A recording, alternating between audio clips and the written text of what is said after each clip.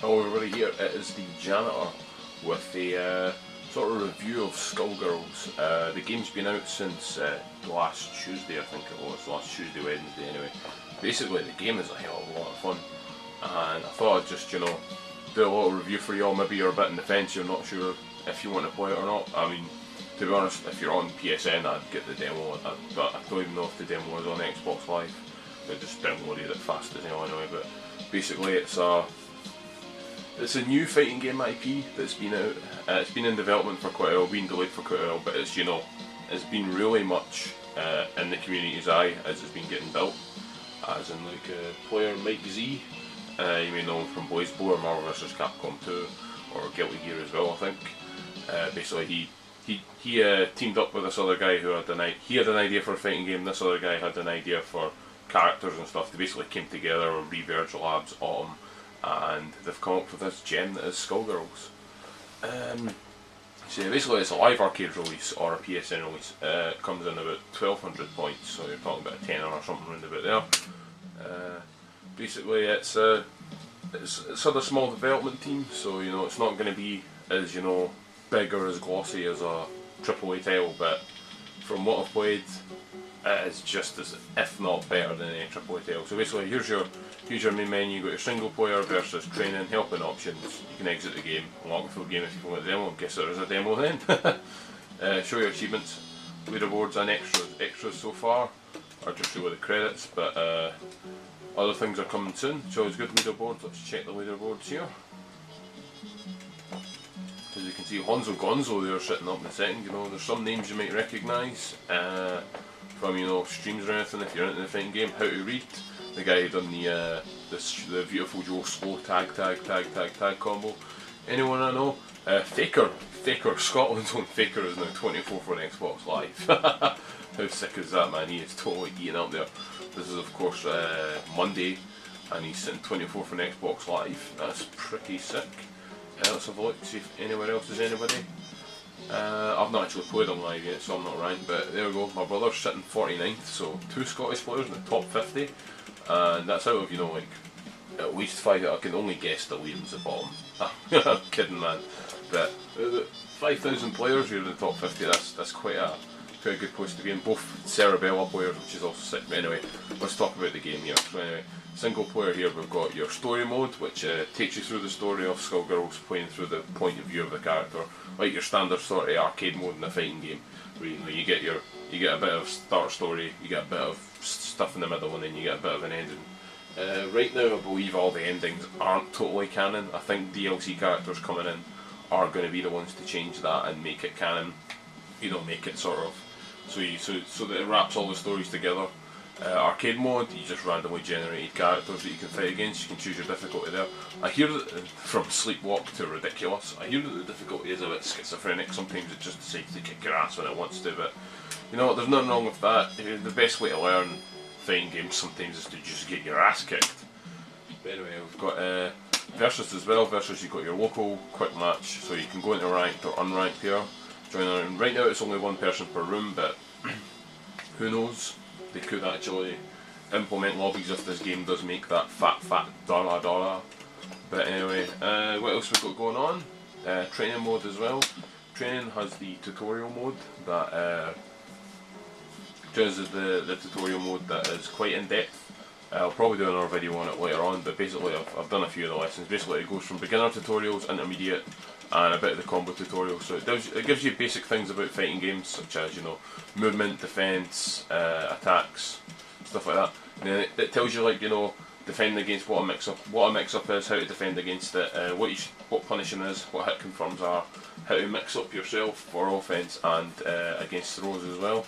Also shows you combo stuff as well, chains, cancels, all sorts of stuff like that. So it definitely goes into the basics of fighting games, and as I said, I'll probably do another video that shows these off, just showing off the trials, giving my own sort of commentary on it, so that just in case you're not too sure on what the tutorials mean, you've got another extra voice there. But to be honest, the tutorials are really good, and you never know. But let's see what's going to the other thing in this game. Of course, is the training mode. Once this loads up, a little Georgie the Bomb, or whatever he's called, but you get the training room. Right, so you can set your training, you can set the attack data, if you want to know how much damage your attacks do, and all sorts of stuff like that. Hitboxes, so you can see, you know, where your character can be hit, how they can be hit, what moves are invincible and not, stuff like that. Anyway, other stuff like that. But anyway, start training mode. I suppose I'll start on the training mode. Some of its limitations are there's no way to set the dummy to block. So you're never really going to know if you know, sometimes it's hard to tell when your combo fails without looking at the combo counter, which is okay, but sometimes it's a bit annoying, and you can't set the computer to tech either. So you know, if you've got a combo where you're picking someone up off the ground but they can't tech out of it, which means to, you know, basically quick rise, get out of it and move to the left or right, you're not really going to know unless you've got someone with you that's on the the player 2 side checking this out. But anyway, we're at the roster here right now. There's 8 characters so far, and they're quite diverse, but just not sexually diverse. I mean, they're all chicks, except maybe Double, but Double does have boobs that are quite disgusting. But anyway, basically you've got the different characters. We've got Miss Fortune. She can take off her head, and her head can be an independent part of the match. Peacock is a 1920s to 1940s sort of inspired cartoon thing. Think Felix the Cat, Mickey Mouse, and then just throw in some Simpson style Itchy and Scratchy, and that's basically what you've got there.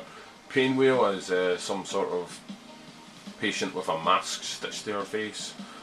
She can really know if it's stitched to her face. Not really played much of Painwheel, but basically she's got flight and she can charge up her moves as well, and I think they've got armour. Philia seems to be the sort of basic starter character that people should go to. You know, she's got sort of real like easy combos, nice easy damage. You know, pretty much your standard bread and butter character that you want in a fighting game, just not wearing a gi and a headband to let you know that that's who you should be playing. Miss Fortune is the ninja nurse. She seems to be quite mix-up orientated. No offence, I was playing against Brezon and he seemed to just go in with some sort of mix-ups. And she also has some other interesting techniques. So all the characters are really interesting stuff. Parasol's the charge character. She can really keep people out, I guess. As can Peacock. Peacock's got more of a sort of command projectile based thing where she can drop stuff from the sky, fire projectiles. You know, Parasol's got charge moves. She does charge projectiles. She's also got her army backing her up, so you get characters diving in front of her and stopping her from getting hit, which is pretty damn cool. We've got Double as well. Double seems to have moves from every character in the game, sort of mixed up and stuff. Her head is a silhouette, or her head sort of reminiscent of one of the characters that's not actually been unveiled yet. If you go through the story, you'll see that there's a mother in the game that you don't really know who she is, but she's got the same sort of headdress as that one. So maybe they're tying in the DLC characters already, but as you can see from the animation up in the corner, it's a rather disgusting looking mess with elements of every character floating out. And then there's Cerebella, probably one of my favourite characters in the game, probably one of my favourite characters in any fighting game. She's a grappler that's, you know, quite mobile, can grab at different ranges and stuff like that. Obviously, if you've followed me in fighting games, you know, Marvel anyway, I play Hulk and a bit of Hagar as well, so I know all about command grabs. And if you follow my brother J Cram, you know, he's all about that grappler stuff. And no doubt Belvedere, if he's picked this game up yet, he's probably mucking about with her as well. But anyway, going to training mode with Cerebella. You see characters are different colours. You can choose the colours by pressing the buttons and button combinations, or you can choose the characters by pressing the colours by pressing start, and the screen there comes up. You've got locked colours as well. I can guess they're unlocked by playing story mode and stuff. But I don't know, I've not actually done it yet. I've not actually played through much of story. But anyway, so we'll go up against Double, because she's a big massive box to hit. Anyway, I've turned hitboxes on, so you can see exactly what I mean by the hitboxes. I guess this is a bit of a hitbox tutorial as well. As you can see, green are the active bars that move of the character. The blue is the general collective hitbox of the character. But basically, that's showing you what you can hit. If they're in a yellow state, that means they're stunned. If they're in a grey state, that means you can't hit them. If there's a blue, it's hard to detect, but if I knock her down, you can see there's a blue sort of bubble that appears. That's when they can tech. So basically, if you're in training mode with no one else, you're looking for that sort of blue bubble on the ground to show you that she can tech that, so she can get out of that. So that's when you know that you've got to hit before that, or that's where your combo can drop. Anyway, Cerebella, nice throws, nice little throw and catch. punch her on the ground as well. Far range throw. But yeah, stuff like that. I do really like this game. I do like the character so well. I love the Hulk Hogan colours. But by no means am I an expert at this game. You know, I'm just dicking about with it. But we are seeing a lot of Scottish players really picking this game up, which is always cool. Hopefully you'll definitely see some more. But yeah, so that's the basics of Skullgirls here. I don't know. I guess to get the real feel of the experience, I suppose we should probably maybe just do one rank match. Oh yeah, watch out for that trap there. There's an option that's exit gaming when you pause in training, and it takes you right to the dashboard. It's quite a trap. It's definitely caught me out once or twice. But you know, things that are in this game, you know, of course it is a small production, so there's some things that are missing. Some people, there's a lack of move list, but if you've got a computer in front of you like I have, you can go online and obviously see the move list for your characters as well as checking YouTube for videos. Anyway, we'll just check a quick match. Online, this is where I'll probably start raging and swearing. Quick match, my region is not America West Coast, my region is Europe. So here we go, searching for an appropriate match, waiting for an opponent. Anyway, the matchmaking so far, this is the first time I've actually done matchmaking. But, you know, from my brothers playing it, getting 49th and Faker getting 27th, I'm guessing the online is pretty good. Of course I'm just waiting for an opponent to connect to. My connection isn't the best in the world, but the online does use GGPO, and it's got a bit of frame fixing here or there where it can, you know, compensate for the lag anyway and try and make the match as smooth as possible. I did have a few games with Breslin online earlier and a few games with Mad Dog Andrew Strang, and both matches ran quite smoothly. Lag did kick in once or twice, but it was nothing really major, nothing that would really cause me to shout and swear. But anyway, here we go. We'll start the match. Now, you get an option to actually decide what you want to do. If you want to, you know, change the frame skipping, or even just quit the match if you're not too happy with the ping.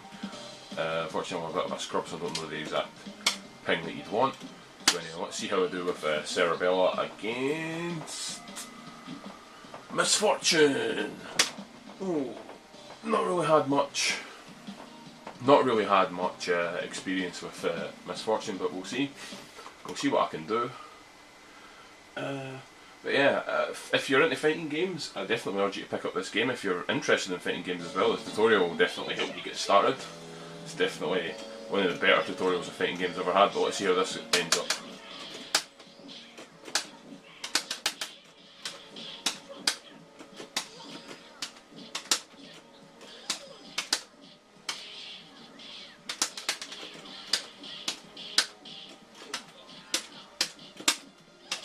Oh no, don't run.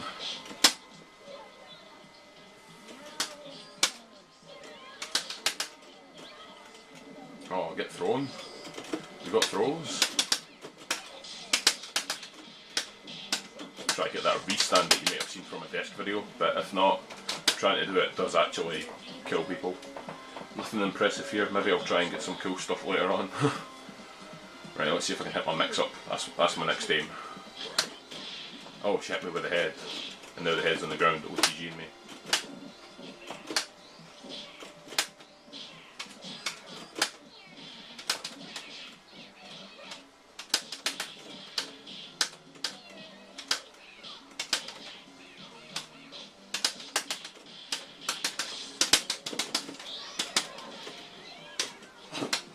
Oh, got under it. Got under that random super, and now the head's following me on the floor. Not entirely sure what Miss Fortune could do with her head, but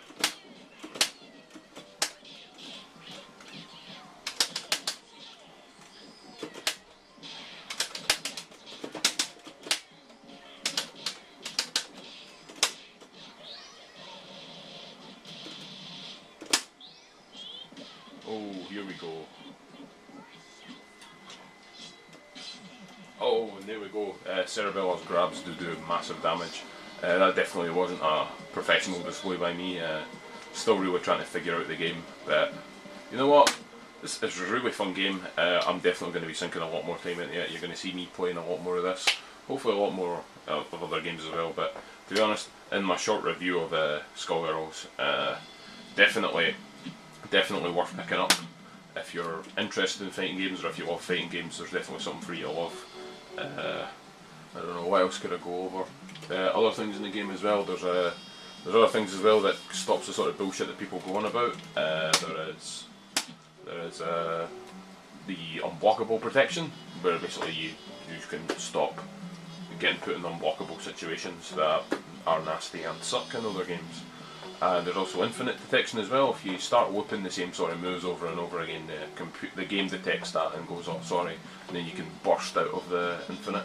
Sort of like BlazBlue and Guilty Gear, except they don't cost you anything. It just happens when you do the sort of when you get an infinite hit and you just hit a button and it happens. But we're finding out that infinite detection is actually punishable. So a few instances on Desk's video where he was punishing it with Cerebella's charge armor, but also I think Breslin was doing it to me in that video. You can check out the video on Just Shot TV. But overall, short little video here. Definitely check out Skullgirls. It's a fun game. Lots of fun features. They're definitely going to be adding more to it, more characters and more of what the people want. So please get in on it. And thanks very much for watching. Hopefully this wasn't too boring or crap for you. And rate, comment, subscribe. Let me know what you think of it. And if you're up for any games, please send your gamer tags to the comments, and I'll probably get you features on the channel if you guys are interested in playing the game. Anyway, catch you later. See ya.